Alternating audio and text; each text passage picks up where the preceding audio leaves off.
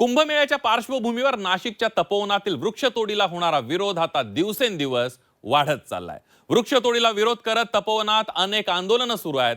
ही झाडं वाचवण्यासाठी रोज नवी आंदोलन होत आहेत। मात्र तपोवनातील या झाडांच्या वादात आता बकऱ्यांची एंट्री झाली आहे। बघूया नेमकं काय झालंय। आमचा कुंभमेळा होतोय तेव्हा त्यांच्या मिरच्या बाहेर निघतायत। मला त्याच्यावर आक्षेप आहे। त्यांनी अन्य वेळी पण आवाज उचलला असता ना, बकरी ईदच्या वेळी आवाज उचलला असता, मी नाही बोललो असतो। मला असल्या गोष्टींना उत्तर द्यायचं नाही, माझं काही त्याचा संबंध नाही। बकऱ्या ऑक्सिजन देत नाही हे नितेश राणेला सांगा जरा। झाडं ऑक्सिजन देतात एवढंच समजलं तरी त्याचं उत्तर पुरेसं आहे। असे भडक स्टेटमेंट करून मला या हिंदुत्व आणि झाडं याचा कुठेही संबंध लागत नाही। हा नाशिकचाच विषय नाहीये, सगळीकडे अशीच झाडं तोडली जात आहेत। अशाच जमिनी भुईसपाट करून बिल्डरांच्या आणि या राजकारण्यांच्या घशात जात आहेत। नाशिकमध्ये कुंभमेळ्याच्या पार्श्वभूमीवर साधुग्रामसाठी तपोवनातील झाडं तोडण्याचा घाट प्रशासनाकडून घालण्यात आलाय। तपोवनातील तब्बल 1800 झाडं तोडली जाणार आहे। याला पर्यावरण प्रेमींनी तीव्र विरोध केलाय। सर्वसामान्य नाशिककर, पर्यावरण प्रेमी, कलाकार, साहित्यिक, विद्यार्थी यांनी या वृक्षतोडीला तीव्र विरोध केलाय। रोज तपोवनातील वृक्षतोडी विरोधात आंदोलनं सुरू आहेत। मात्र या झाडांच्या आंदोलनात आता बकऱ्यांची एंट्री झाल्याचं पाहायला मिळतंय। या वृक्षतोडीला विरोध करणाऱ्यांवर आता मत्स्य आणि बंदरे विकास मंत्री नितेश राणेंनी टीका केली आहे। ईदच्या वेळी बकरा कापण्याला विरोध का केला जात नाही असा सवाल करत नितेश राणे यांनी विरोध करणाऱ्यांना सुनावलंय। तर बकरे ऑक्सिजन देत नाहीत हे नितेश राणेंना जाऊन सांगा असं म्हणत काँग्रेस नेते विजय वडेट्टीवार यांनी नितेश राणेंच्या टीकेला जोरदार प्रत्युत्तर दिलंय। आमच्या हिंदूंचा कुठला तरी सण येतोय, आमचा कुंभमेळा होतोय तेव्हा त्यांच्या मिरच्या बाहेर निघतायत। मला त्याच्यावर आक्षेप आहे। त्यांनी अन्य वेळी पण आवाज उचलला असता ना, बकरी ईदच्या वेळी आवाज उचलला असता, मी नाही बोललो असतो। मग बरोबर असतं, सर्व धर्म समभाव। तो मुळात या देशात आहे का हा मुद्दा आहे। नितेश राणेंनी म्हटलं आहे की एकीकडे ईदमध्ये बकरे वगैरे कापतात, तर आता झाडं कापायला त्यांना काय हरकत? बकऱ्याशी आणि झाडाशी काय संबंध? बकऱ्या ऑक्सिजन देत नाही हे नितेश राणेला सांगा जरा। झाडं ऑक्सिजन देतात एवढंच समजलं तरी त्याचं उत्तर पुरेसं आहे। तर या वक्तव्यावरून शिवसेना नेते आणि सामाजिक न्याय मंत्री संजय शिरसाट यांनी नितेश राणेंना सुनावलंय। हिंदुत्व आणि झाडांचा कुठेही संबंध नाहीये।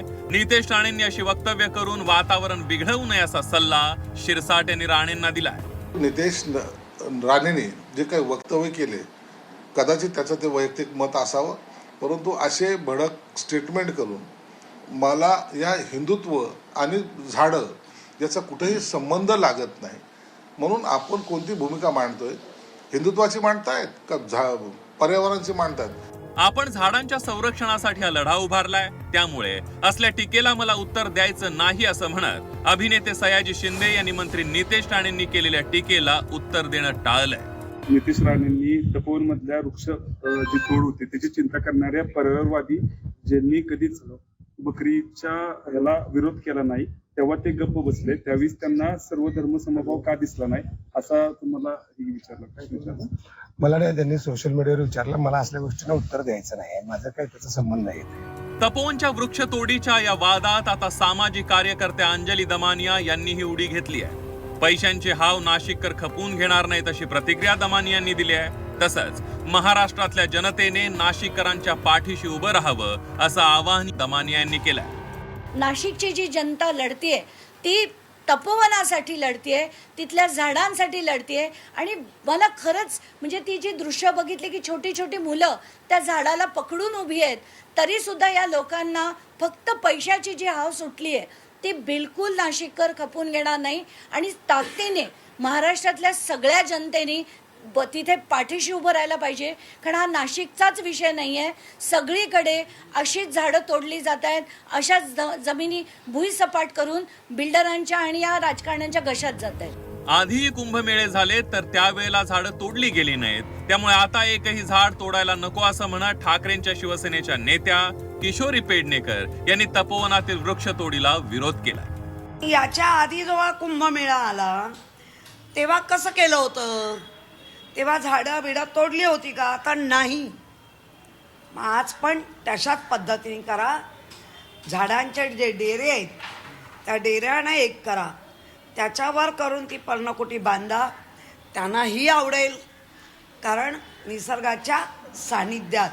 पण झाड तोडलं नाही पाहिजे. एकीकडे तपोवनातील या वृक्षतोडीला सर्व स्तरातून विरोध होतोय. वृक्षतोडी विरोधात रोज आंदोलनं केली जात आहेत. मात्र प्रशासन याकडे दुर्लक्ष करताना दिसत आहे. त्यातच आता या तपोवनातील झाडांच्या वादात बकऱ्यांची एंट्री झाली आहे आणि झाडांवरूनचा वाद आणखीनच चिघळल्याचं दिसतंय. त्यामुळे वाढता विरोध पाहता आता प्रशासन या वृक्षतोडी संदर्भात काय निर्णय घेतं ते पाहणं महत्वाचं ठरणार आहे. ब्युरो रिपोर्ट, झी 24 तास.